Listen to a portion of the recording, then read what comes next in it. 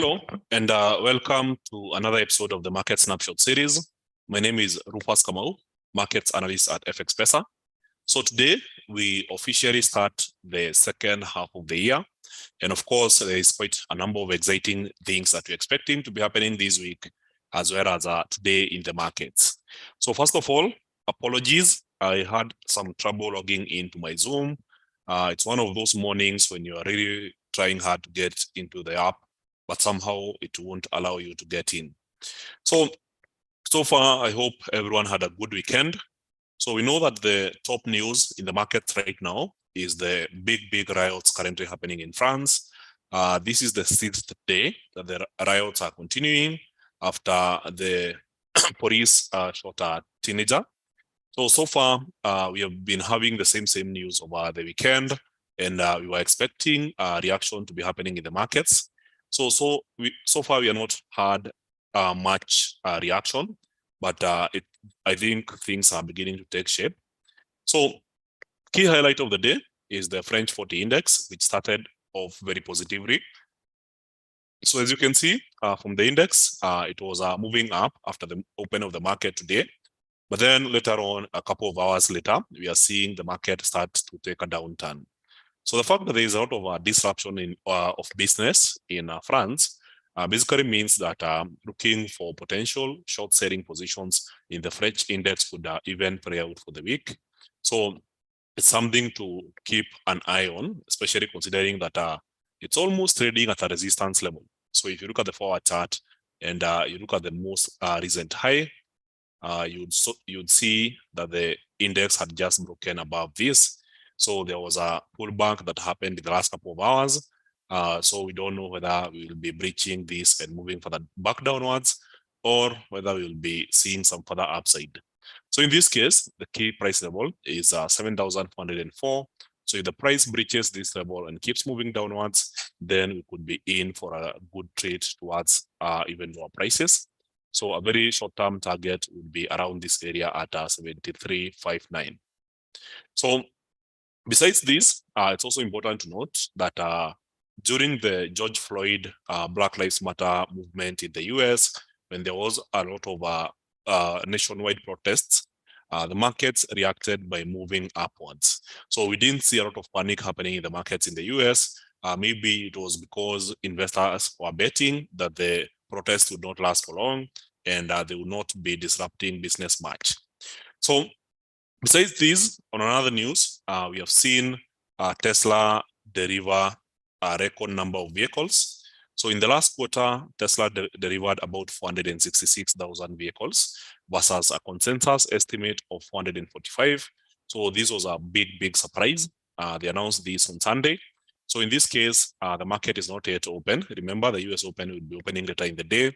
So there will be an expectation that Tesla could rally as a result of the news. So it's also important to consider that during that period, Tesla had lowered its prices, especially in the Chinese market. So the lower prices or the discounts may have added demand for the vehicles, and maybe the revenues will not be all that good, despite Tesla delivering more vehicles than expected. So of course, we'll be expecting to see a reaction in the market, and Tesla has been one of the biggest winners of the year so far. So besides this, we may want to look into the economic calendar and see what we're expecting for the day, and of course for the week. So key thing to notice is that this week is the NFP week, or the non-farm payrolls week. So this is the week or the day where the US announces its jobs data on every first Friday of the month. Sometimes it may change, but in mostly it's the first Friday of the month. So on Friday, this one will be seeing the big news, and it will be more of a double announcement. So on one side, we'll be looking at the Canadian jobs data, which is expected to have created 22,000 jobs in the month of June, compared to a drop of negative 17.3K in the previous month. So unemployment rate in Canada is expected to remain the same at 5.2%. So main focus of the week will be on the US jobs data. On one side, unemployment rate is expected to drop from 3.7% to 3.6%. The number of jobs created in June is expected to drop to 222K from the previous reading of 339K. So average hourly earnings or the wage rate growth is expected to have grown by 0.3% in the previous month. So a lot of investors will be focused on this. So remember, the Fed has been really focused on the jobs problem.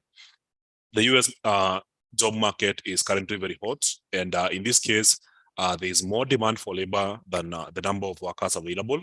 So in this case, if the number of jobs continue growing at a much higher rate, especially if it was to be 300K and above jobs, then this would be a big problem for the Fed, and it would have to go for further rate hikes to basically control inflation. So in this case, a strong jobs number would be very positive for the dollar and negative for equities. But of course, if it's much weaker, then we would be seeing the equities continue to rally. So besides that, there's quite a number of announcements that we're expecting for the week. So let's start from Monday, which is today. We had Tankan Manufacturing Index and Non-Manufacturing Index coming from Japan. Both indices showed some good growth. They all beat expectations. So for Tankan Manufacturing Index, it was a +5, which is higher than +1. Anything above 0 is considered to be expansionary. So in this case, it's a good growth for manufacturing in Japan. And of course, for the services sector, it was a big growth from 20 to 23. So final manufacturing PMI came in at 49.8 level as the previous month. But of course, this is a contractionary, it's below 50.0. So not a very good indicator, but the manufacturing index was really good.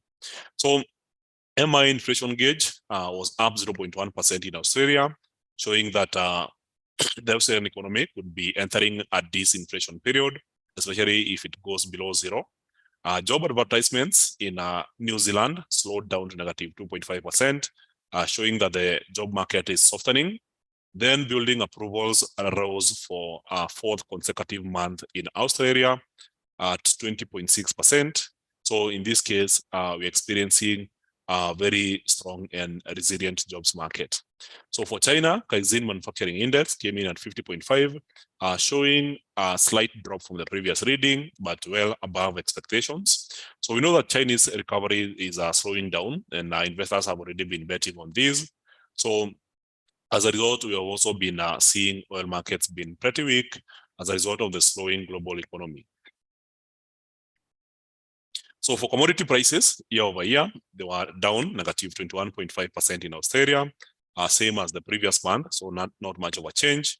And then we had inflation data coming from Switzerland, which came in at 0.1%, way lower than expected and lower than the previous reading.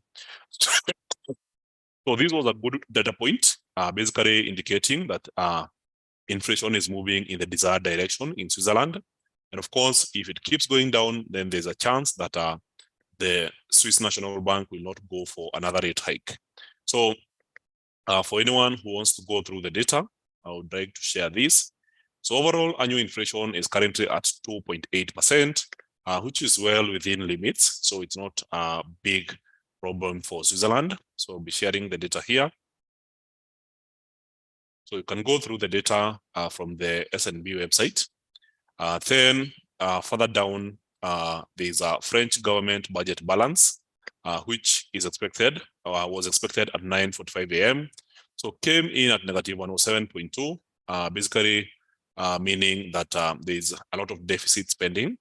So Spanish manufacturing PMI at 48.0, basically indicating a slowdown of manufacturing, which has been the trend through this year. A lot of our economies are experiencing slow manufacturing. Same case for Switzerland. Italian was also below 50, slowing down to 43.8. Slight improvement in French final manufacturing PMI. For Germany, kept slowing down 40.6. Of course, for the entire Eurozone was 43.4, which is lower than the previous reading of 43.6. So later on at 11:30, 10 minutes from now, we'll be looking at our final manufacturing PMI for the UK. So today is a bank holiday for Canada. So we may not expect much volatility from Canadian dollar pairs. And of course, later on, we'll be looking at the US final manufacturing PMI, ISM manufacturing PMI, manufacturing prices, and of course, construction spending. So this is will be the big news for the day, which is ISM manufacturing PMI for the US at 5 p.m., where we'll be expecting to see some form of volatility affecting the US dollar pairs, and of course, the US equity markets. And of course, we could be seeing something happening in gold. So tomorrow, very early in the morning at 7:30 a.m., we'll be looking at the cash rate in Australia. So interest rates are expected to be held level at 4.1%. So nothing much is expected to happen with interest rates. But of course, there will be RBA rate statement, which will clarify the decision. And of course, we could also price in a potential surprise. If there's a surprise rate hike in the markets, then this could make Australian dollar pairs very volatile. So it's a very important data point to be following up on tomorrow. So we also have a bank holiday for the US tomorrow. So in this case, it's the observance of the Independence Day, which is the 4th of July. So during 4th of July celebrations, we know that the US stock markets will be closed. So we will not be expecting much volatility coming in from the New York session. So in this case, it means that the key driving force in the markets will mostly be the Australian dollar pairs against other currencies. So this is where we'll be focusing our energy on in terms of volatility. So later on Wednesday, we'll be looking at OPEC meetings. This will be very important to see how the OPEC reacts to the current trends in oil. We'll be seeing the FOMC meeting minutes at 9 p.m. on Wednesday. Before we move on to Thursday, we look at the ADP non-farm employment change in the US, as well as the unemployment claims. This is a weekly data point. Then later on, we'll be looking at final services PMI, the ISM services PMI, and of course the JOLTS job openings before we get to Friday and focus on the jobs data from Canada and the US. And of course, it's important to know that we'll be having a key speech coming from the Bank of England Governor Bailey, and this will be happening at 10:30 a.m. in the US. So besides these, if you look at a quick perusal of the major news sites, they're all talking about the current case with France. So that could be dominating the markets today. And of course, once the markets open later in the day, it might be important to check out on the Tesla shares. So on the charts, I don't expect much volatility to be happening today. I've already mentioned the key highlights, which is the French 40 index, and of course, the Tesla shares. So for the UK index, seems to have topped, made a big jump downwards before making a recovery. So from the forward chart, this is how it looked like. So a market that is attempting to retest this particular trend line. So there is a good chance we'll be seeing some further upside happening with this index before we consider some further short selling positions. So for the dollar index, it basically opened the week with a strong momentum upwards. So if you continue seeing the strong dollar, then it would mean reversals happening in the majors. So for the UK pound, you can see the reversal started on Friday, and today seems to be continuing back downwards.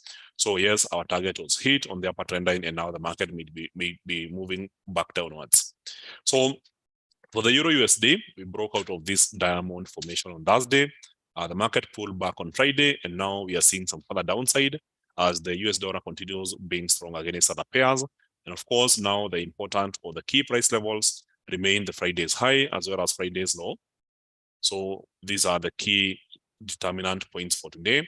If the dollar remains strong for the rest of the day, then this might be a very interesting play towards this area. And of course, if we were to see an overall reversal in the market, then we'll be trading towards this particular area here.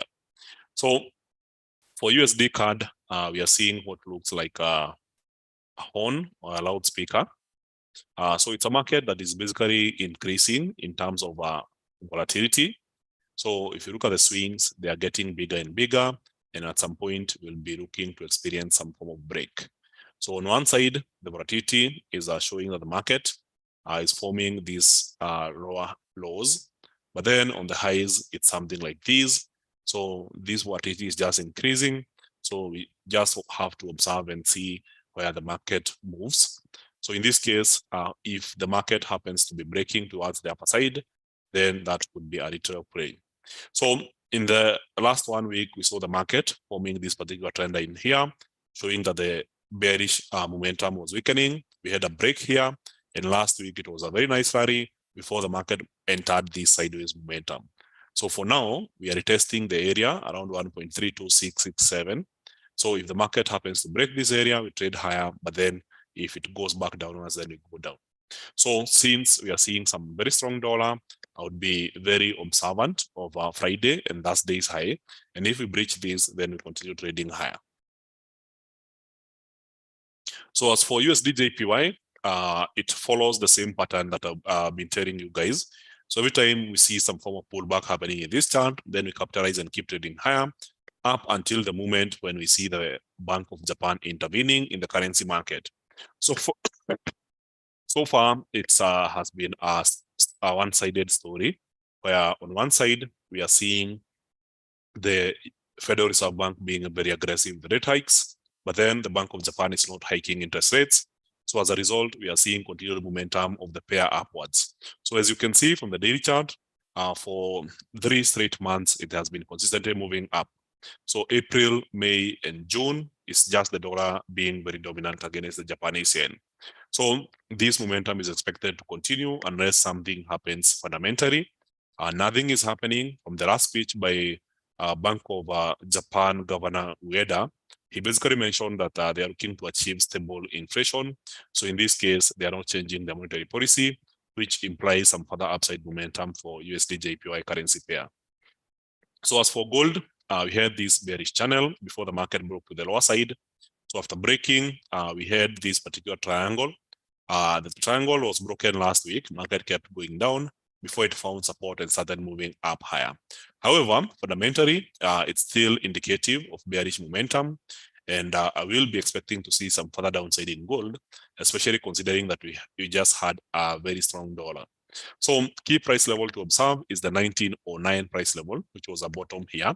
And now the market has just tested the same level. So if we happen to breach, then it makes sense to now start looking at lower prices. And of course, Friday and Thursday's low might be well on site.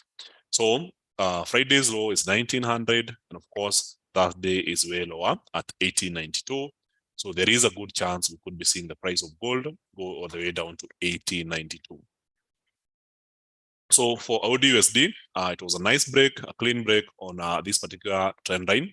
So on the 1 hour chart, so after having formed this break, it's almost like we are having a key level retest here. So Australian dollar putting back downwards and then bouncing from here. So if there's evidence of more upside momentum, then the new target will be all the way up. And the previous high was around 0.67168. Of course, if you were to breach this level, then we'll be testing the Wednesdays and Tuesdays lows around this area. So for the US equity indices, we are seeing some further upside momentum happening.